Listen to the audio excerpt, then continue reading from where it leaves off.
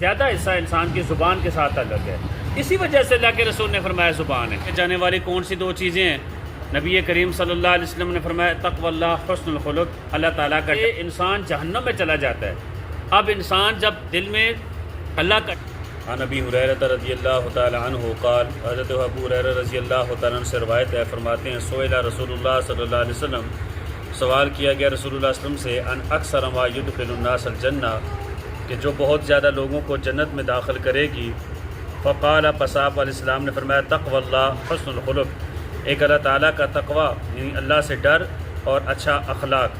وہ اکثر ما یدخل الناس النار، اور جو چیز لوگوں کو زیادہ جہنم میں داخل کرے گی الفم والفرج، آپ نے فرمایا منہ اور شرمگاہ.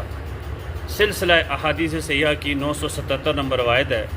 نبی کریم صلی اللہ علیہ وسلم نے دو باتیں بیان کی ہیں. ایک بات جو لوگوں کو زیادہ جنت میں لے کے جانے والی ہے، اور ایک بات جو لوگوں کو زیادہ جہنم میں لے کے جانے والی ہے. دونوں باتیں آپس میں اپوزٹ ہیں. اگر دونوں باتوں میں سے جو جنت میں لے کے جانے والی ہے اس پہ آپ لوگ عمل کر لیں، آٹومیٹک آپ دوسری بات سے بچ جائیں گے. جنت میں لے کے جانے والی کون سی دو چیزیں ہیں؟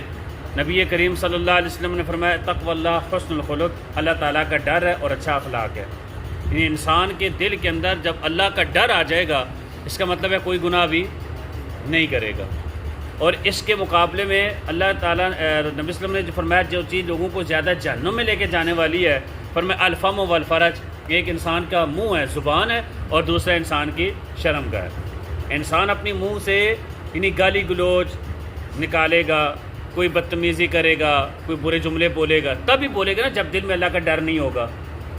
جب اللہ کا ڈر ہوگا تو ظاہر اپنی زبان سے بھی کوئی گناہ والا کام نہیں کرے گا. اور والفرج، اپنی شرمگاہ کی وجہ سے انسان جہنم میں چلا جاتا ہے. اب انسان جب دل میں اللہ کا ڈر ہوگا، اس کا مطلب ہے شرمگاہ کی بھی حفاظت کرے گا. یعنی شرمگاہ کی حفاظت کیا ہے؟ زنا کے قریب نہیں جانا. اس نے اپنے زبان کی بھی حفاظت کر لی، شرمگاہ کی بھی حفاظت کر لی. گویا اس کا اخلاق اچھا ہو گیا. اخلاق کیسے پہچانا جاتا ہے؟ کوئی سوٹ بوٹ اچھا ہو تو اخلاق نہیں سمجھا جاتا نا.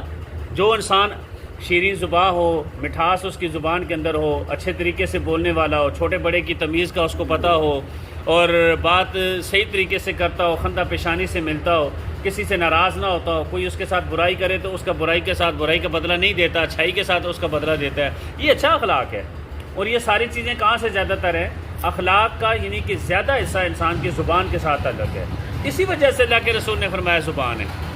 یعنی آپ اللہ کا ڈر اپنے دل میں بٹھائیں، آپ جنت میں جائیں گے. حسن اخلاق اپنائیں، آپ جنت میں جائیں گے. آپ اپنی زبان کی حفاظت نہیں کریں گے، آپ جہنم میں جائیں گے. اپنی شرمگاہ کی حفاظت نہیں کریں گے، آپ جہنم میں چلے جائیں گے.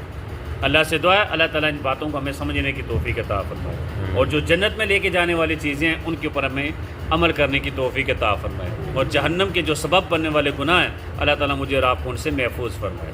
وآخر دعوانا الحمد